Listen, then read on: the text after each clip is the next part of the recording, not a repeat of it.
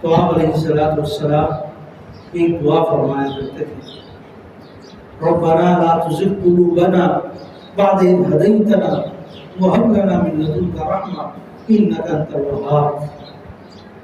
بڑی جامع دعا ہے، قرآن پاک کی آیت ہے۔ اللہ رب العزت نے ہمیں دعائیں خود سکھا دی کہ میرے بندو یہ مانگا کرو۔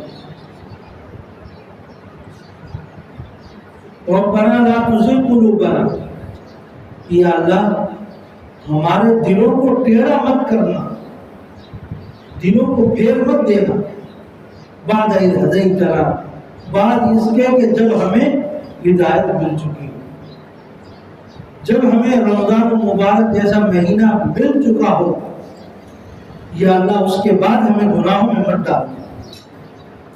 جب ہم نے رمضان مبارک کی عبادتیں کر لی ہوں، ریاضات کر لی ہوں، محنت کر لی ہو، روزے رکھ لیے ہوں، روزوں کی پابندی کر لی ہو، تراویح کا اہتمام کر لیا ہو، رمضان مبارک کو ایک کامیاب رمضان گزارا ہو، یا اللہ اب ہمیں ہدایت سے مت ہٹا۔ ربنا لا تزغ قلوبنا بعد إذ هديتنا، جب ہمیں ہدایت مل گئی ہو اس کے بعد ہمیں ہدایت سے مت پھیر۔ وَهَبْ لَنَا مِن لَّدُنكَ رَحْمَةً، اپنی طرف سے رحمتیں ہمارے لیے ہبہ کر دینا، اتار دینا۔ یہ دعائیں مانگے اللہ نے۔ اور ایک اور دعا جو حدیث میں آتی ہے، یا مقلب القلوب ثبت قلبی علی دینک، نبی اکرم صلی اللہ علیہ وسلم اس کا بڑا اہتمام ہے۔ حضرت ام سلمہ رضی اللہ عنہ پوچھا، یا رسول اللہ آپ کو کیا ضرورت ہے یہ دعا؟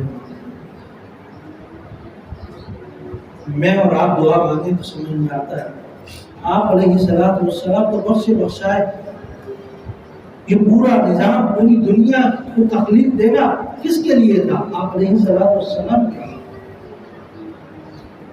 انبیاء کا ایک سلسلہ، پھر امتوں کا ایک سلسلہ شروع کرنا، یہ کس کے پر تھا؟ آپ علیہ السلام کے لیے تھا، کیونکہ آپ اللہ کے محبوب تھے،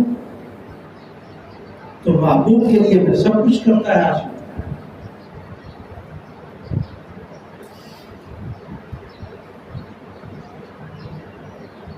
تو سوال اٹھایا، یا رسول اللہ آپ کو کیا ضرورت ہے؟ میں مانگوں، کوئی اور مانگے سمجھ میں آتا ہے، ہم راضی روڈ میں بیٹھ کر مانگے کہ صبح ہم کوئی نیکی کرتے ہیں تو شام میں گناہ کر دیتے ہیں۔